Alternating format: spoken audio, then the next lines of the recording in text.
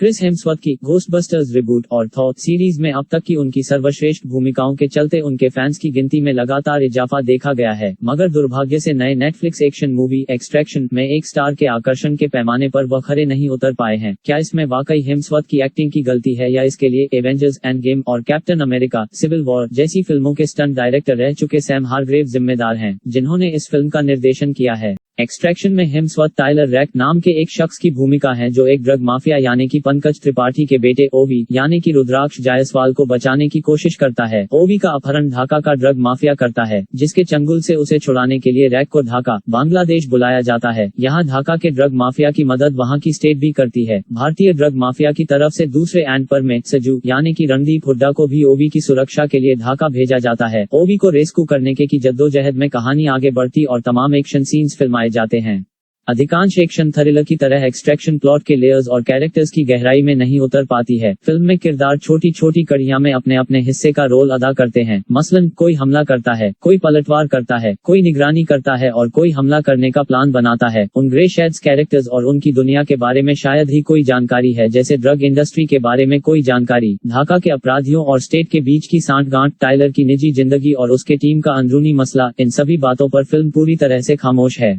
कभी कभी सबसे छोटी छोटी चीजें भी आपको सवालात के घेरे में ला देती हैं। एक्सट्रैक्शन में 40 मिनट तक टाइलर रैक और ओवी ढाका की इमारतों में बंदूकधारियों को चकमा देते नजर आते हैं। वे एक अपार्टमेंट से दूसरे अपार्टमेंट में घुसते हैं और बैकग्राउंड में हिंदी फिल्मों के गाने सुनाई देते हैं। उनके एक अपार्टमेंट में घुसते वक्त दीदी तेरा देवर दीवाना गाना बज रहा होता है। वे एक मंजिल से 10 सेकंड के लिए गुजरते हैं तो दूसरे अपार्टमेंट से मेहंदी लगा के रखना गाना सुनाई देता है। क्या संभावना है कि 90 के दशक की सबसे प्रसिद्ध हिंदी फिल्मों के गाने हाल के वक्त में ढाका के घरों में बज रहे होंगे? खैर, ये तो पटकथा का हिस्सा है जो बेहद ही कमजोर नजर आई। फिल्म में सिवाय गोली बारूद के ज्यादा कुछ नहीं दिखाई देता है। ऐसा लगता है कि स्नाइपर और असॉल्ट राइफल से पबजी मोबाइल गेम का फिल्मांकन किया जा रहा हो।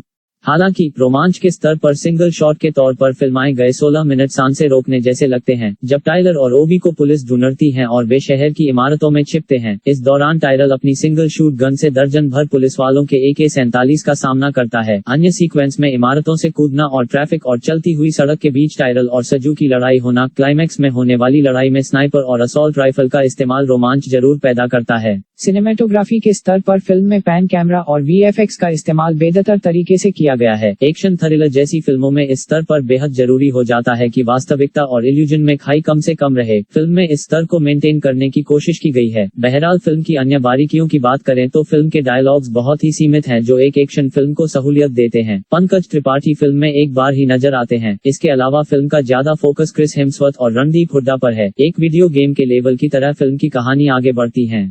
वीडियो गेम की ही तरह पड़ाव दर पड़ाव फिल्म में एक्शन बढ़ता जाता है और आखिर में एक्सट्रैक्शन यानी ओवी की जान बचाना फिल्म का आखिरी पड़ाव होता है। इसके साथ ही गेम ओवर हो जाता है, यानी फिल्म खत्म हो जाती है। फिल्म का कुछ हिस्सा मुंबई और ज्यादातर हिस्सा ढाका में शूट किया गया है। एक्सट्रैक्शन किसी भी वास्तविक फिल्म से परे है। सीधे तौर पर बात करें तो रोज कॉमिक्स के मिथक या वकंडा जैसे आसान यूटोपिया को जेहन में रखकर ढाका की गलियों और शहर के अन्य हिस्सों पर फिल्माना बिल्कुल ही गैर वास्तविक लगता है। फिल्म कहानी के ट्विस्ट को लेकर लाचार नजर आती है और एक्शन के ओवरडोज से भरी पड़ी है। निर्देशक सैम हारग्रेव को जरूरत है कि वह अपनी अगली फिल्मों के लिए स्टंट डायरेक्टर का केंचुल उतार कर स्क्रिप्ट और कहानी के साथ साथ एक्शन का सही तालमेल दिखाएं। ये था extraction review. Thanks for watching our video. If you like the video then press the like button and subscribe to our channel. Thank you.